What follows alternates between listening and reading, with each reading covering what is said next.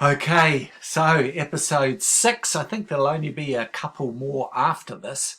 And we do something a little bit different in this episode and the next episode. But again, it's all about communication, and it's all about this mystical communication. And I don't know if you notice, but in the book of Judges, God often communicated to people through angels. Yeah, through angels. I mean, I'll give you some passages here. Judges chapter 2, verses 1 to 4. Judges chapter 6, 11 to 18. So you might like to look those up. But the one that I thought I'd read is this one here in Judges 13, verses 1 to 7. So I'm going to bring it up on the screen here. And this has to do with the birth of Samson. So here we go. Read with me. Again, the Israelites did evil in the eyes of the Lord. Hey, that's us. Again and again. But as we've communicated in previous episodes, but the amazing thing is, God doesn't give up on us. He keeps coming back to us. And thus we see this here. Again, the Israelites did evil in the eyes of the Lord, so the Lord delivered them. That's amazing. God keeps coming back. So the Lord delivered them into the hands of the Philistines for 40 years. So sometimes when we do stuff that is inappropriate, that is wrong, I mean, we do go into a season of discipline, or we go into a kind of wilderness. And you remember in the last episode I told you about a mistake that I'd made in leaving a group of people in the Philippines, a group that I was called to be a leader. Well, I did plunge into a kind of wilderness period of my life, a kind of a desert period of my life, and it lasted several years. So there are consequences. Absolutely. Let's get real here. And then it says in verse 2, a certain man of Zorah named Manoah from the clan of the Danites had a wife who was childless, unable to give birth. And it's interesting that even these days infertility is on the rise in New Zealand and other countries. And the angel of the Lord, so here we go, the angel of the Lord appeared to her and said, so this is God coming to communicate with people, but in this instance through angels. You are barren and childless, but you are going to become pregnant and you're going to give birth to a son. So here we have this God who predicts the future again, like we talked about in the previous episode. Now see to it that you drink no wine or other fermented drink. I mean, that would be the advice to women who get pregnant these days. It's fetal alcohol syndrome is a real issue. You will become pregnant and have a son whose head is never to be touched by a razor, because the boy is to be a Nazarite, dedicated to God from the womb. And, you know, it's like even today, some people who have a special calling and a burden, you know, sometimes it's a matter of, you know, their hairstyle that symbolizes that, the clothes they wear that symbolizes that, the type of houses that they live, which can symbolize that. So symbols are really important. And he will take the lead in delivering Israel from the hands of the Philistines. And here I'm getting it. So the Israelites again fell into the pit. And yes, there are consequences, absolutely. But then God, who never gives up, comes back to us, seeks to communicate to us, and bring out, you know, good from the bad. God doesn't always determine the bad, but when bad does occur, he has that remarkable ability to bring good out of bad. But I'll come back to the full well, to come back to this, for me being in the middle of the screen here,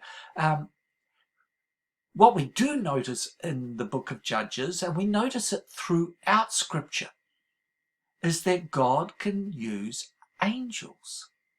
And, like, for example, we're told in Hebrews chapter 12 that there are thousands upon thousands of angels that inhabit heaven. And there is this angelic traffic between heaven and earth. Remember I said that heaven is not far, far away. It's a parallel dimension. So there can be this angelic traffic. In fact, in Scripture, there are over 300 references to angelic activity. I mean, the Bible is like a hum of angelic activity. Angels on the move. And, a recent survey was done in, I think it was America. They're forever doing surveys. And people were, a sample study surveyed as to whether they believe in angels or not. And I think it was 82% that they said that they did believe in angels. So what about you? I mean, have you ever had some sort of, I don't know, an encounter, an experience with an angel? So my premise being that we have this God that communicates. We have this God that is close as God can be. We have this God that loves to reach out to us in a myriad of ways. And one of those ways is angelic encounter. It's amazing, isn't it? Now, the people who have done the research on angels have said that, by the way, the best book that I've read on angels was a book written by Scott McKnight, and it was just called, I think it was called The Hum of Angels. And it was published just a few years ago. And Scott McKnight is a biblical scholar, a theologian that I really rate highly. And it was just a book that size. It's accessible, readable, and exciting. So you might be interested in that. But the research that I've read on angels, I mean, how can you tell whether there's an angel, in a sense, in front of you? Crazy question. Well, the research suggests this, that a third of the time, angels express themselves as we think that angels would, a shining, kind of in kind of semi-like angelic human form, but as beings of light. Okay. Secondly, they can just appear like a human. So you might recall the time when in the Garden of Gethsemane, where the tomb was, and so forth and so on, and some of Jesus's followers, they saw beings that they thought were gardeners, but actually subsequently proved to be angels. But they thought they were gardeners. In other words, they were kind of like in human form. Sometimes angelic presence can be like a sweet aroma, and there's a kind of a scent, a smell, but it's a sweet aroma. I mean, the scriptures talk about the aroma of Christ, and sometimes you can be in the presence of an angel, and there's just this sweet aromatic smell, believe it or not. At other times, it can be like a bright light.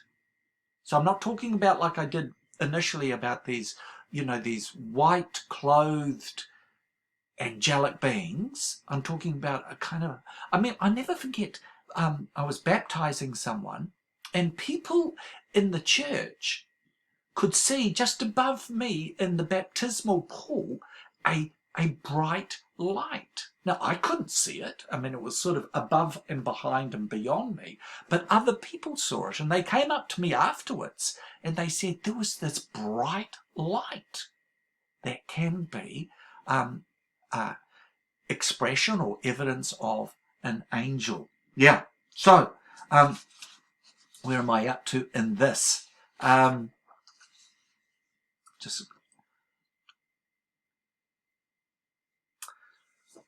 So God comes to us in a myriad of ways, and it can be angelic. And I mean, a lot of people wouldn't go here in terms of a course, because this is a bit too strange, a bit too bizarre, a bit too mystical.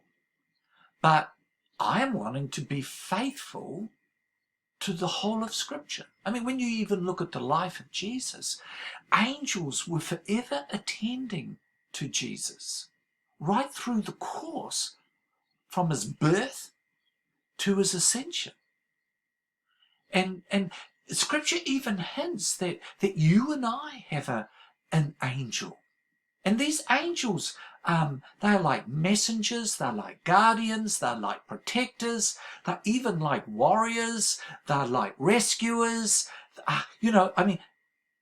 And these angels, like God, are in this parallel dimension. So I have a number of true stories here that I just very quickly want to read out. I mean, if the last episode was 25 minutes, and I shouldn't fixate on time, but I am wanting to be sensitive to you. But let me read out the story. It was a warm and sunshine-filled morning. It was one of those June mornings that we take for granted. So this is in America. I was driving to my job, my head filled with not much of anything. I'd started this job less than 2 months earlier, after being unemployed for more than 9 months. It was a great job, but one that paid only a little more than half the salary I'd been making previously. I felt God called me to this job and knew somehow he would provide. As I drove, I noticed smoke coming through the car's air vents, and I thought something was wrong with the air conditioner. I tried to put the window down, but it wouldn't budge. Then I noticed flames shooting out from under the hood. In a moment, the flames were shooting in through the dashboard. I tried to pull the car over, but as I applied the brakes, I realized I had none. The road I was driving on rolled gently up and down for at least a mile. I panicked, not knowing what to do. The car filled with smoke, and I could no longer see what was ahead of me. I threw the car into park, but it kept rolling. I turned off the ignition, but the car continued to roll. My eyes burned from the smoke, and I began to be lightheaded. The car finally came to a stop. I tried to find the door handle, but I was disorientated from the thick black smoke. My legs began to burn now that the flames were lapping at them. I still couldn't find the door handle. I cried out, "Jesus, help me!" Suddenly, the door opened, and a woman dressed completely in white appeared. She dragged me out of the car. She rescued me. And just then, the car blew up, sending debris into the air. She hugged me, sheltering me with her body. I thought to myself, how am I going to afford a new car? With that, the woman took my face in her hands. She looked at me with kindness. The kindest eyes I have ever seen, and said, "Agatha, I promise you everything will be okay." As she removed her hands from my face, I noticed my purse on the ground. I didn't remember having grabbed it. I turned to thank the woman for getting my purse, but she was gone. A policeman arrived and I asked if he had seen my rescuer. He assured me no one was with me when he arrived. I began to cry as I realized God had sent an angel to lead me safely from the fire. That's an amazing story. So this particular angel, she turned up in that kind of, dressed in white. And I mentioned there were 4 ways that angels present themselves. Here's a very brief story from Australia. By the way, I collect stories and I have angel stories in a folder about this thick. The church was in one of the poorest neighbourhoods in my hometown of Brisbane, Australia. There were many people in the area, in the hood, in our neighbourhood, who got mixed up in occult practices. Usually teenagers and young adults who were close to being homeless. A group of these kids made a practice of stealing small items from the church property to mark them, symbolizing their occultic ownership of the church and to pray against the church. Over the years, a few of these young people had become disciples, had become Christians. One of them said that one day, years before, when they were trying to steal a brick from the paved sidewalk outside the church, there were soldiers of light all around the building, guarding the place, and the kids ran away in terror. You see, this church had regularly prayed that God would set his angels around the place. So the story that this one who had recently become a disciple but had previously been one of the ones that was stealing and, using what they had stolen to pray against the church.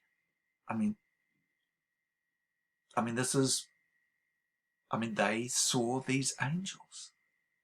And so they were recounting this now in terms of, what had happened before. So these angels, it seems as though Scripture would suggest that they're very real. They're all over Scripture, but they are also real in our world. And there's this angelic traffic. And one way that God, who is as close as God can be, comes to us is through angelic activity, and we may never know it. I have a daughter, and she was a methamphetamine addict. So she was taking ice. And I'll probably tell bits and pieces of her story, and I have permission to tell her story. And when she was living on the streets in Australia, there was one day she was on the bus or the train, going to her part-time job, and this complete stranger came up to her. And she said, when she was telling me this story many years later, she said he was just so kind.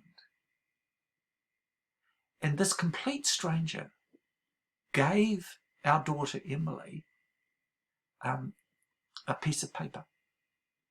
And on this piece of paper, there was a set prayer called the Father's Prayer. And she was not a Christian, but he gave it with such kindness and gentleness, and said to her one day, you will be praying this prayer. And then it was like He disappeared. So she put this in her purse. Many years later, our daughter Emily finally acknowledged that she was an addict. She went, so she knew she had to do rehab. So she went to a rehabilitation centre, a Christian rehab. On her very first day, they handed her a piece of paper. And on this piece of paper was the Father's prayer, the very same prayer that stranger, that angel on the train had given her. Coincidence? A God incidence. So do you know what, friends? If you have someone in your life that is really struggling, especially a non-Christian, someone who would self-define themselves as a non-Christian, or a Christian, do you know a prayer that you can pray? God, send them an angel. Send them an angel. Because that's what we prayed for years for our daughter. God, send your angels. Send an angel. And in this particular instance, I believe he did. I believe God did. One of the best prayers you can pray for someone who's going through a really difficult time, be it with substance abuse, be it with relational difficulties, be it with a death in the family, be it with, whatever. God, send them an angel so that they get to experience this communicating God who is as close as God can be. Okay, so there you are, friends. You probably didn't expect that episode. I'm just simply being faithful to Scripture. That's what disciples are. But it's dissident discipleship. It's different discipleship that we're on about with intermission. And we're open to anything and everything that Scripture talks about. Okay, catch you soon. There's another surprise coming.